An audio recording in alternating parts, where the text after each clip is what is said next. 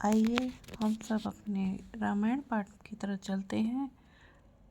पाठ राम लक्ष्मण संवाद, पाठ 68।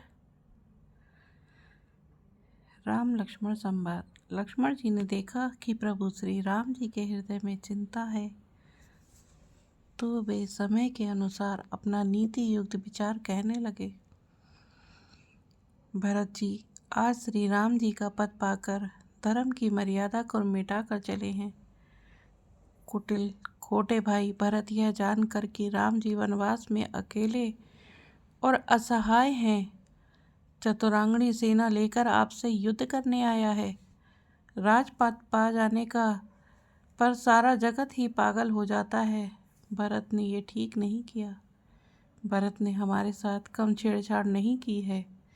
यूँ कहकर लक्ष्मण जी ने उठकर हाथ जोड़कर राम जी से आज्ञा मांगी, मानो वीर रस सोते से जाग उठा हो। सिर पर जटा बांधकर कमर में तरकस कस लिया और धनुष को सजाकर तथा बाण को हाथ में लेकर कहा, आज मैं श्री राम का सेवक होने का यश लूं और भरत को संग्राम में शिक्षा दूं।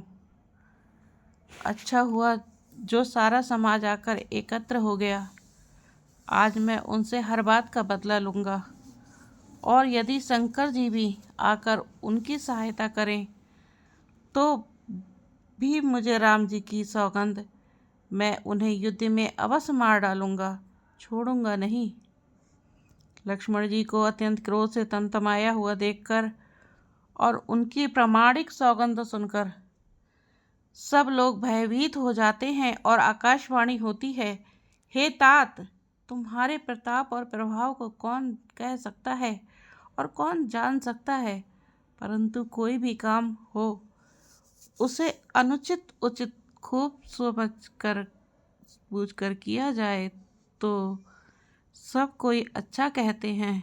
वेद और विद्वान कहते हैं कि जो बिना विचारे जल्दी में किसी काम को करके पीछे पछताते हैं वे बुद्धिमान नहीं हैं।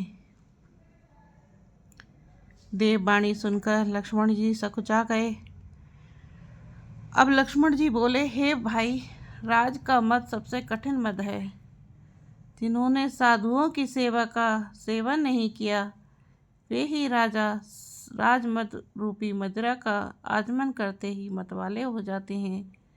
हे लक्ष्मण, सुनो, भरत सरी का उत्तम पुरुष ब्रह्मा की सृष्टि में ना तो कहीं सुना गया है न देखा ही गया है। अयोध्या के राज की तो बात ही क्या है। ब्रह्मा विष्णु और महादेव का पद पाकर भी भरत को राज्य का मद नहीं होने का। क्या कभी कांजी की बूंदों से क्षीर समुद्र नष्ट हो सकता है।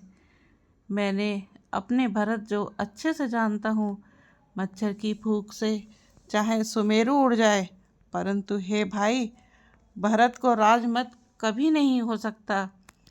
हे लक्ष्मण, मैं तुम्हारी शपथ और पिताजी की सौगंध खाकर कहता हूँ कि भरत के समान निष्ठावान और कोई नहीं हो सकता। जय श्री राम। इसी के साथ आज का रामायण पाठ संपन्न हुआ।